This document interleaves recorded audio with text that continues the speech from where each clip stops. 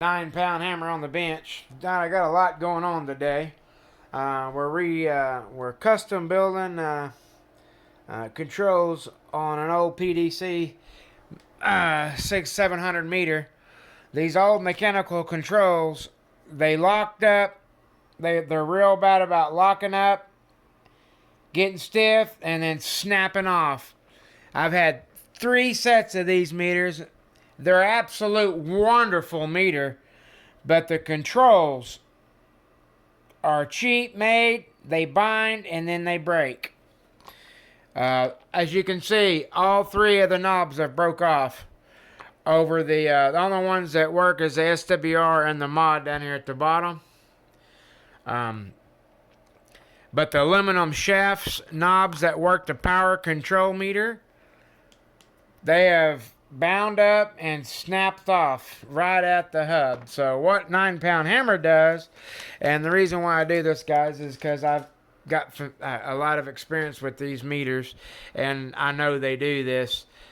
So when they do this, I mechanically switch them. So now, instead of turning this knob to 10 watts, 100 watts, 1,000, 5,000, it's done here. Man, let me walk you guys through it. This is the kind of stuff I do. This is your feed. This is the voltage that feeds the PEP circuit. This is 10, 100, 1,000, and 5,000. We're going to strap from here to here on a switch. So there, when we switch that, that'll be 1,000. Then we can come and put from that to here to another switch. Now it'll have to be a 4-position switch to get all modes. But we're just going to focus on, because I use 100 through 1,000 or 100 through 5K. We're just going to leave the 10 out, and we're going to go 100, 1,000, and 5,000 on a 3-position switch, and not worry about 10 watt scale. So our minimum will now be 100, and I'm gonna strap this 1,000 watt to a switch so we can switch it from back and forth to 100, from 1,000 to 5,000. And I'm gonna do that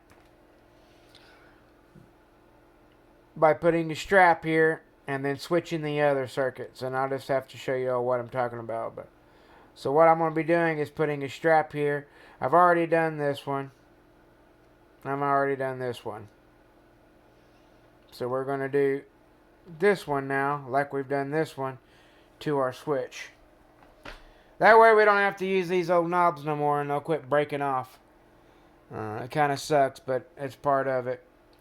A couple other things that we've been doing today.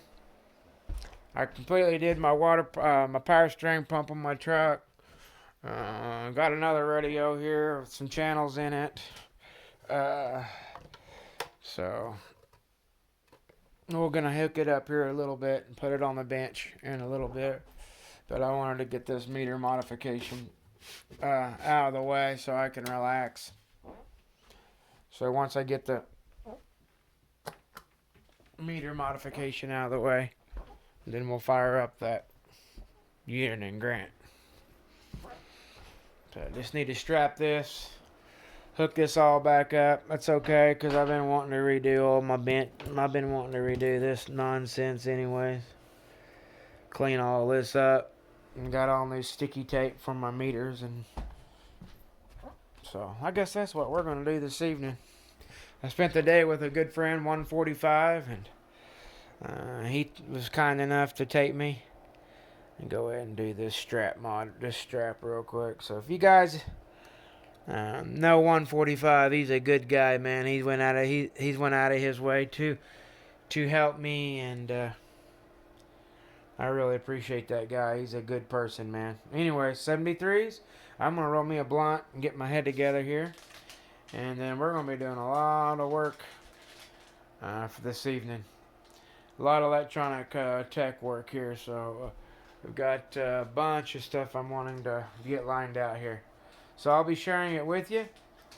We're going to go ahead and do a jumper mod here on this meter circuit, this PCB. And we'll get this back in action, and I will show you when I get it back in action. Basically, the knob just broke on me, guys. I was going from 100 to 5,000 scale, and the knob broke on me and stuck in a 10-watt scale position when I need to be using it elsewhere. So I'm having to repair the bench meter before I can continue on. 7-3.